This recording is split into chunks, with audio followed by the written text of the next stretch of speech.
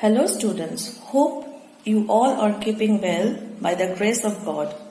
Today I am going to take a grammar class on clauses for the students of class 9. But before we talk about clauses, let us first look at the definition of a sentence. What is a sentence? A sentence is a word or a group of words that expresses a clear and full idea or emotion or feeling. For example, go. Now go is a single word, but still it conveys the idea completely. It has a complete meaning. The sun shines during the day. It is a group of words. It is a sentence. Obviously it is a sentence. And here also it conveys a complete meaning. So this is a sentence. Then we have another set of group of words which is called phrase. A group of words which makes sense but not complete sense. It does not have any finite verb. Let us look at the example. Show me how to do it. Here we can find two verbs, show and do. But here show is a finite verb, whereas to do is infinitive verb. And in the next example, we find it was a sunset of great beauty. So, of great beauty is the phrase. It is a group of words that enhances the meaning of the sentence, but individually or separately, it does not have any complete meaning. Now let us move on to our main topic, clause. Now what is a clause? A clause is like a sentence within a sentence. A group of words. It has a subject-verb combination. It has a complete meaning. And at the same time, a clause is joined to one or more clauses to make the sentence complete, clear, and longer. Now, in this example, I will go to the birthday party. We will examine whether it is a clause or not. Let us see. In this sentence, I will go to the birthday party. I is the subject, go is the verb. And it is obviously a group of words. So, in this sentence, we find a group of words, subject-verb combination, and a complete meaning. So, when we have these three things all together, we can call it a clause. But as I told you, at times we may join a clause to another clause to make the meaning more clear and complete. Let us take an example of that too.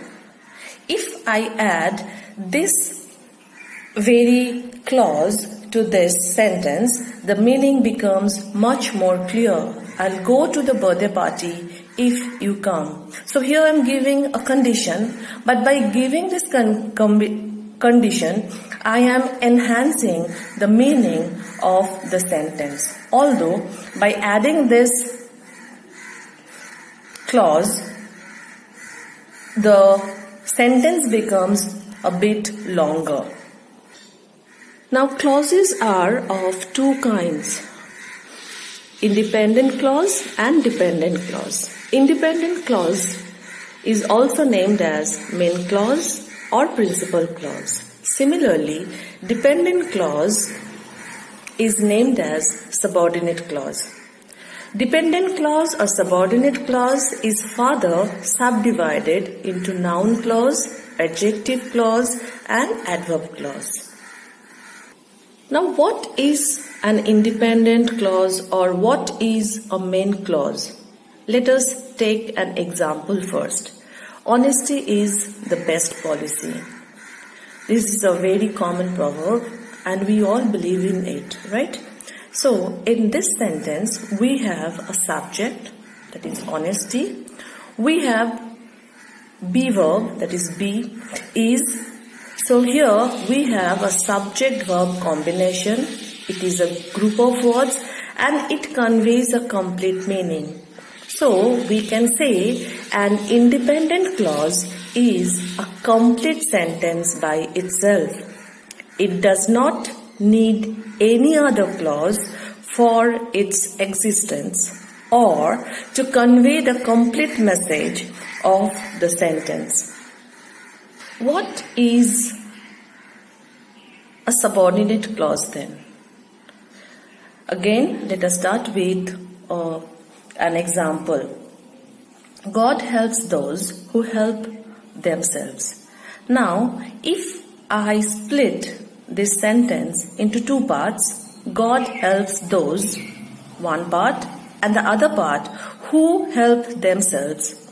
Now, God helps those, it has a complete meaning, but who help themselves is incomplete in its sense. So, a dependent clause has a subject-verb combination, but it does not have a complete thought. So, subordinate clause has to depend on independent clause to complete its meaning. Now, let us discuss the subordinate clauses in details. But before doing so, I would like to suggest the girls to pause the video and take notes whenever required.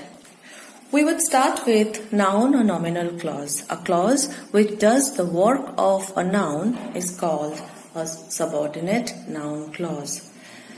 For example, life is what we made it. What we made it is the noun clause. What I want is but truth. What I want is the noun clause here. Now let us discuss the kinds of noun clause. There are 6 kinds of noun clause. First, the subject of a verb, and it is usually used before a verb. That he lied proved true. Second, we have object of a verb, and it is used after transitive verb. As we all know that a transitive verb takes an object. So, a noun clause that works as an object of a verb is called an object of a verb clause. I know what you mean. What you mean is working as the object of the verb. Here, let us concentrate on the next category, the object of a preposition. This kind of clause is used after preposition. It depends on how he works. Now, it depends on what? It depends on how he walks. Here, how he walks is the noun clause. The fourth one is the complement of a verb of incomplete predication. This is what she said. This is what she said. What she said is the noun clause. Next we have apposition to a noun, and it is used after some nouns. Like we have in the sentence, the news that he failed shocked her. What was the news that he failed?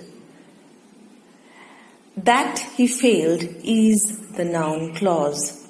And the last we have apposition to a pronoun, and it is used after it. Depend on it, I will help. So depend on what? I'll help. Depend on it, I'll help. So this is all about noun clause. Now let us move on to adjective clause. A clause that does the work of an adjective that defines or describes a noun or pronoun is called a subordinate adjective clause. For example, Bhumika is the girl whose courage is commendable. Here, whose courage is commendable is actually describing Bhumika's courage. So it is describing Bhumika and it is an adjective clause. In the second example, he whom you met in the party is my brother. He is pronoun and he is defined how? That whom you met in the party is my brother.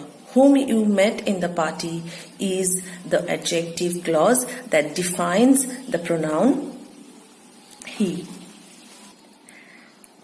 An adjective clause starts with relative pronoun who, whom, whose, which, that to describe the noun or pronoun placed before the relative pronoun. For example, I met the man who came late.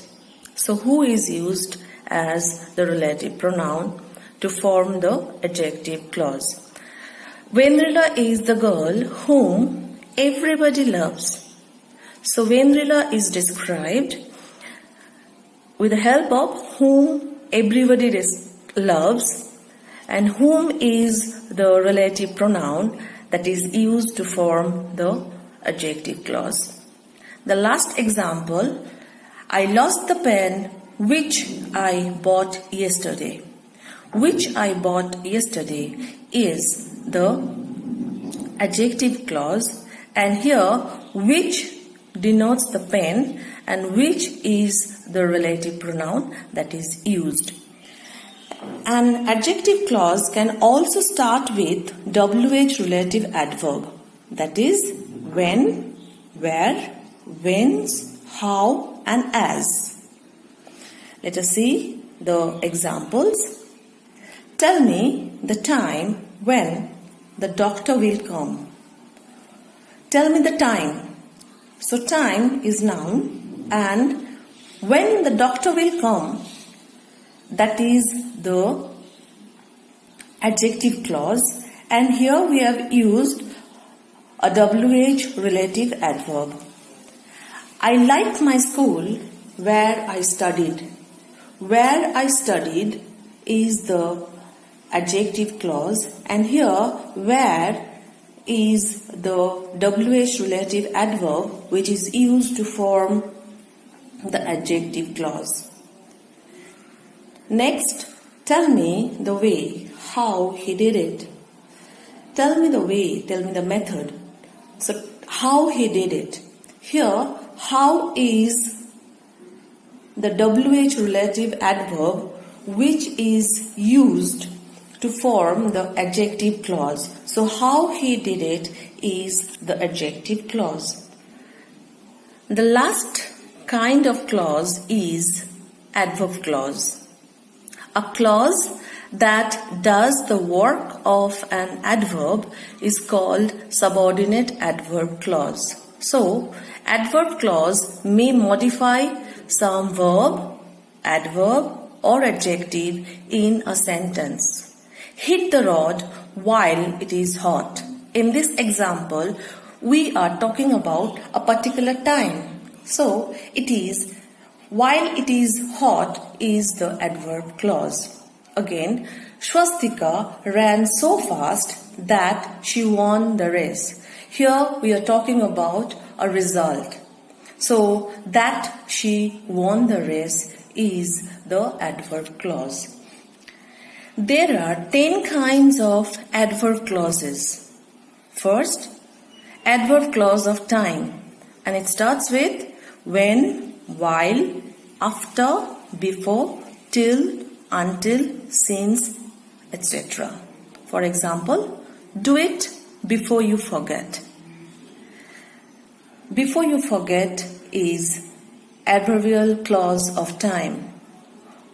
Now, adverbial clause of place that starts with where, wherever and whence. Leave it where it lay. Where it lay is the adverbial clause of place.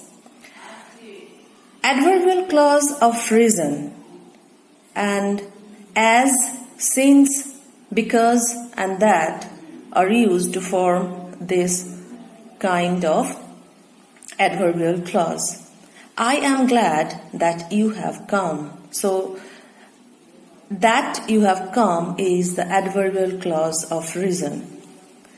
Adverbial clause of result, and it is formed with so, so that, such that. She is so weak that she cannot walk. That she cannot walk is a result, and that is why it is an adverbial clause of result. Adverbial clause of purpose that starts with that, so that, in order that, or lest. We read that we may learn. So what is the purpose of our learning? What is the purpose of our reading? The purpose of our reading is to learn. So, that we may learn is the adverbial clause of purpose. Next comes adverbial clause of condition. It starts with if, in case, unless, whether, provided. Now, for example, you may leave if you want. If you want shows a condition, and that is why it is the adjective clause of condition. Next we have concession. The adjective clause of concession starts with though, although, even, even if. Though is he is poor, he is honest. So here, though he is poor is the concession clause. And next we have adverb clause of comparison, and it starts with than, as, so as, such as. She is older than she looks. Than she looks is the comparison that is being made over here. So it is the adverb clause of comparison. The next one is adverb clause of manner. As if, though, just as. These are the words that we normally use to form an adverbial clause of manner. Do as you like. So here, as you like is the adverbial clause of manner. And the last category is the adverbial clause of extent. As far as, so far as. As far as I know, she is innocent. So here, as far as I know is adverbial clause of extent. The discussion on clauses will be incomplete if we don't talk about coordinating clauses. When two or more than two clauses of equal value, that is main clause plus main clause or subordinate clause plus subordinate clause, are joined with a coordinating conjunction to make sentence, it is called coordinating clause. For example, he is poor but he is honest. Here, he is poor, he is honest. Both are main clauses and they are joined with the coordinating conjunction but. In the second sentence, As she is ill and the doctor has advised her rest, she cannot come to welcome you. Here, as she is ill and as the doctor has advised her rest. So both the subordinate clauses are joined together with a coordinating conjunction and this is called coordinating clause. Thank you students for being so attentive. But before we end, I would just like to request you to study, stay home and stay safe. Thank you and God bless.